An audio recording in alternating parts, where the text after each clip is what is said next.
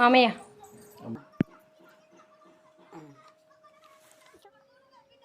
Okay. మా మావయ్య తీసిన చిట్టీలో బ్రెడ్ రస్మలైన్ చేస్తున్నాను. పాన్ తీసుకొని 1/2 లీటర్ పాలు పోసి మసలనివ్వాలి. అంతలోపు 1 table spoon custard powder, milk వేసి ఉండలు లేకుండా కలుపుకోవాలి. పాలు బాగా మసులుతున్నప్పుడు దీంట్లోకి కలిపి పెట్టుకున్న కస్టర్డ్ మిల్క్, కొద్దిగంత ఫుడ్ కలర్ని వేసి కలిపి మరింతసేపు మసలనివ్వాలి. 1/2 కప్పు షుగర్ని వేసుకొని చక్కెర అంతా బాగా కరిగిన తర్వాత 1 కప్పు మిల్క్ని పక్కకు పెట్టుకొని దీంట్లో కొద్దిగంత ఉంచి దీంట్లోకి బ్రెడ్ మిక్స్ని వేసుకోవాలి.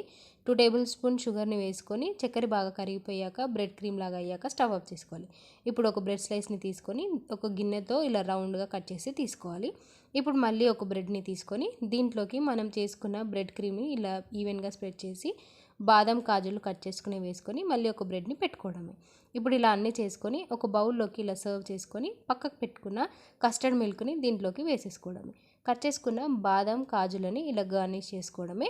మన డిజర్ట్ రెడీ అయిపోయింది. మా మావయ్యకి ఇచ్చేసాను. చాలా టేస్టీగా ఉందని చెప్పారు.